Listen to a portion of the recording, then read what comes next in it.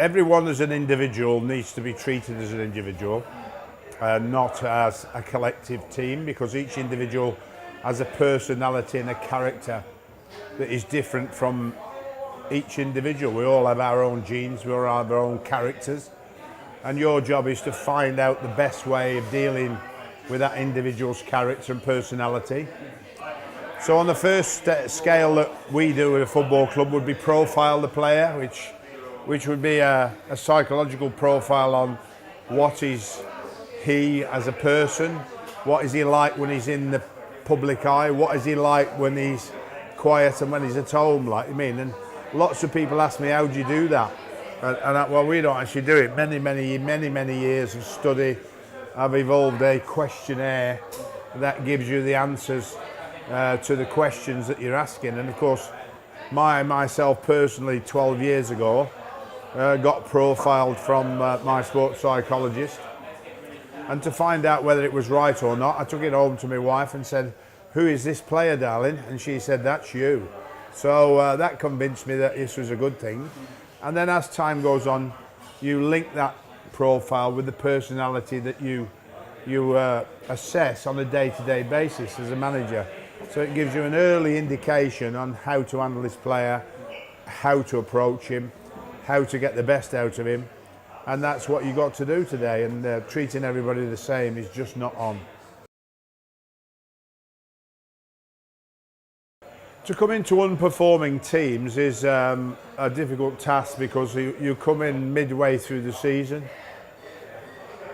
generally at the wrong time, just before Christmas, when there's more games than any other time in the season, and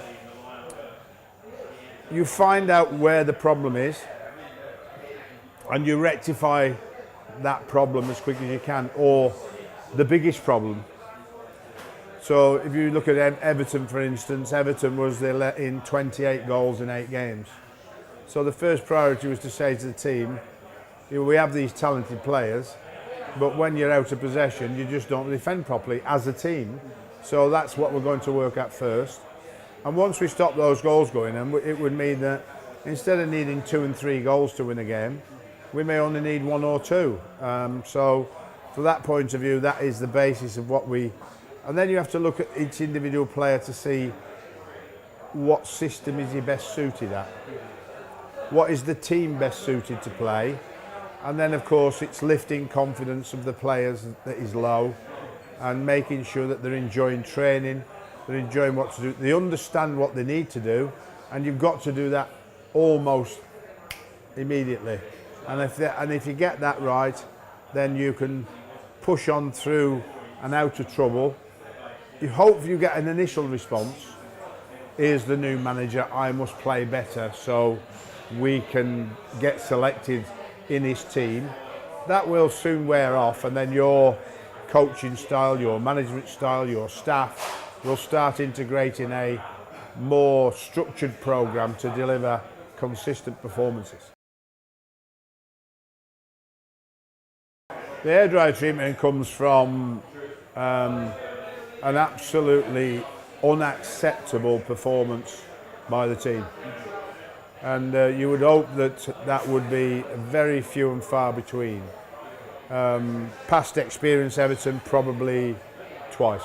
That's all. That's all. So I think one was, I can't remember the other one, but I certainly know the other one, the first one was at Arsenal away when we got beat 5 and we could have got beat 7 or 8. You are running a business. You're running high-profile, highly expensive commodities that are worth a massive amount to the football club, and also cost the football club a massive amount. So the product is the player, whereas most businesses, the employees make the product or produce the product, and this is about the players. So, and of course the players can answer back, and that's where you've got to be very careful. But I would say that you put your experience into a small pocket of the squad of players and ask them what their opinion is, and continue to ask. and then the staff that are already there, ask what their opinion is, and then find out what the crux of the problem is, or what the benefits are, what you should keep doing and promote, or what you should maybe cut out because it's not working so well. And I think in every business, it's how you deal with your employees. And if you own that business, you will fall or die, not by what you produce, by how you treat your staff to produce it. And if you treat them exceptionally well, then they will work much, much harder for you. And don't be frightened of asking their opinion, or ask for their ideas. Because somebody who's been working with you for a long time could have some very good ideas, and if never asked, they will never ever divulge what they think would help the business. And just imagine how good you make them feel if you actually implement that.